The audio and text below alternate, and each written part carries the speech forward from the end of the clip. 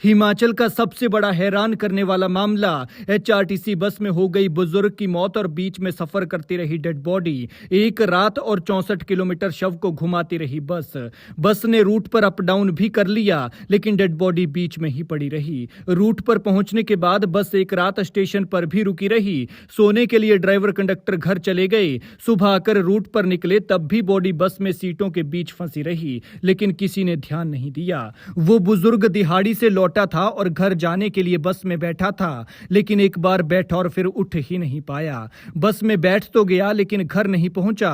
अब जिस तरह से मामला सामने आया है उसने प्रदेश को हिला कर रख दिया है। लेकिन इसे लापरवाही कहें या फिर बहुत बड़ी लापरवाही कि माना बस खाली भी हो तो क्या इतने लंबे सफर में कंडक्टर बस में एक बार भी नहीं घूमा, या फिर बात कुछ और थी। दरअसल ये हैरान करने वाला मामला सिरमौर के रेणुका जी से सामने आया है, जहां एचआरटीसी की चंडीगढ़ संगड़ाह हरिपुर धार बस में यात्री की मौत हो गई और इसके बाद उसका शव कई किलोमीटर तक बस में घूमता रहा। यही नहीं, बस ने इस दौरान न केवल 60 से ज्यादा किलोमीटर का सफर किया, बल्कि उसकी डेड बॉडी पूरी रात भर बस में ही पड़ी रही।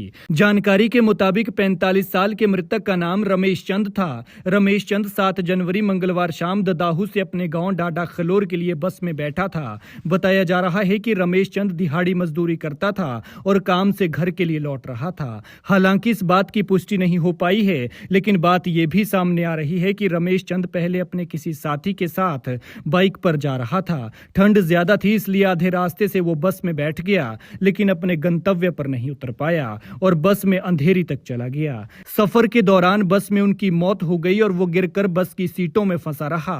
अभी तक मौत का कारण ठंड लगना माना जा रहा है। बस का रात्रि ठहराव अंधेरी में होता है, जो संगड़ाह से लगभग 5 किलोमीटर दूर है।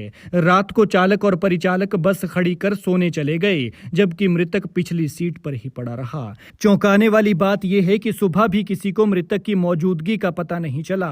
बुधवार सुबह जब बस ददाहू वापस लौटी तब परिचालक ने रमेश चंद का शव देखा। बताया जा रहा है कि इस दौरान बस लगभग 64 किलोमीटर की दूरी तय कर चुकी थी। घटना की सूचना मिलते ही पुलिस थाना रेणुका जी की टीम ने चालक और कंडक्टर से पूछताछ की। साथ ही शराब की संभावना को देखते हुए कंडक्टर की मेडिकल जांच भी करवाई। फिलहाल पुलिस ने मामला दर्ज कर लिया है और जांच शुरू कर दी है। साथ ही यात्री की मौत की वजह क्या है, ये पोस्टमार्टम रिपोर्ट आने के बाद ही पता चल पाएगा। लेकिन देखना होगा कि आखिर इस मामले में हुआ क्या है, क्योंकि यहाँ सवाल सिर्फ एक जिंदगी का नहीं बल्कि उन सैकड़ों सवारियों का भी है जो हर रोज इस बस में इन ड्राइवर कंडक्टर के साथ सफर करती है। इस मामले पर आपका क्या कहना है, कमेंट में बताएं।